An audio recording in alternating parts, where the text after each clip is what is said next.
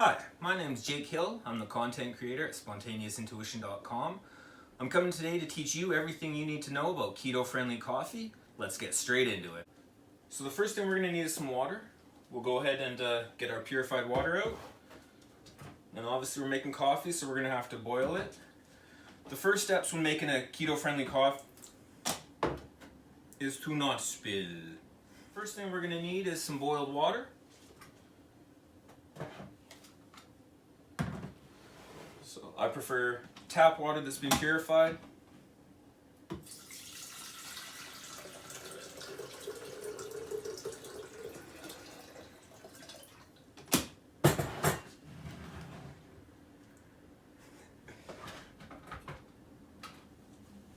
We'll get that boiling.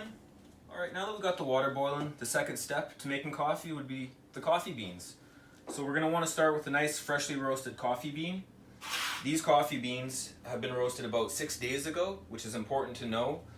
Coffee starts going stale after 10 days. So if on the packaging of your coffee it doesn't state the date that the coffee was actually roasted, it's probably older than 10 days and you're drinking stale coffee. Something to be aware of. So take the fresh coffee beans, grind them up.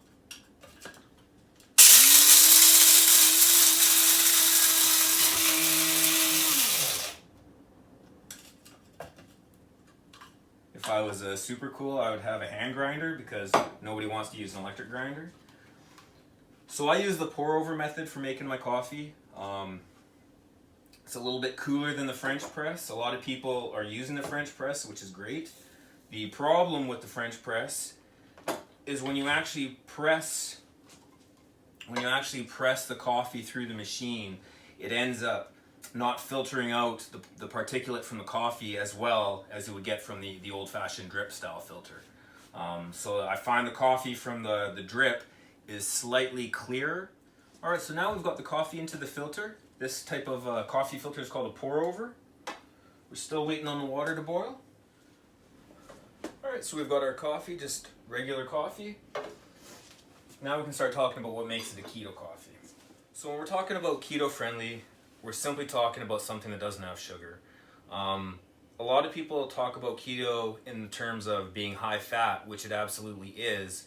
But for me, keto is a low carb diet that is the extreme end of low carb. It is zero carb basically. So when we're talking about making a coffee that is a keto friendly coffee, we're just saying a coffee that is sugar free. So technically, we right now have a keto coffee. Everyday black coffee would be totally considered keto. It does not contain the high fat content you would associate with the keto diet, but it doesn't have any sugar in it. Second option, which would be a newer, trendier option,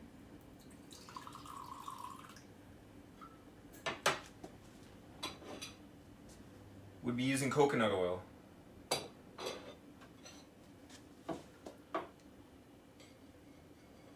So coconut oil itself is actually made up of multiple types of fats. And there you go. When you put the solid coconut oil in, you gotta wait a little while obviously for it to dissolve. This would be a keto coffee. Coffee with coconut oil.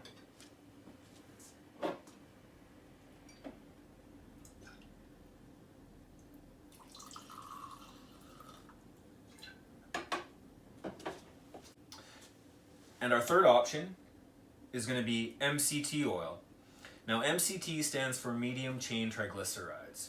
Triglycerides is just another fancier word for fat.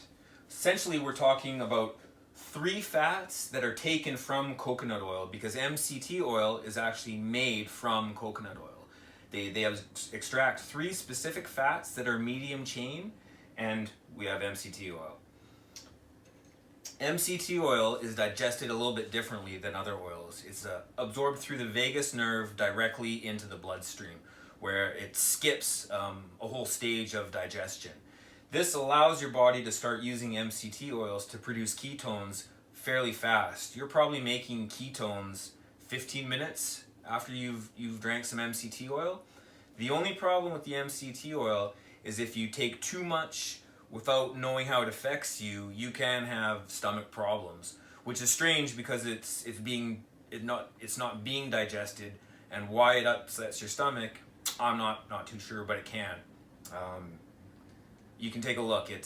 A lot of people have had unpleasant experiences on MCT oil. So if I would start MCT oils very slowly and cautiously. Before even going to MCT oils, I would be pretty confident with using coconut oil, because there is MCT oil inside of coconut oil, just in a much less amount. The recommended dose, according to the package that I have, was 10 milliliters. So we'll pour in 10 milliliters. So now we have some coffee with MCT oil, a third option for keto-friendly coffee.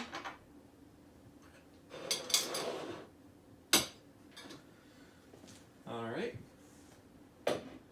right. So the fourth option, the old school option for when it comes to keto coffee, we're just talking about black coffee, grass-fed butter. This is my preferred style for keto coffee. I find the taste is the best with just coffee and butter.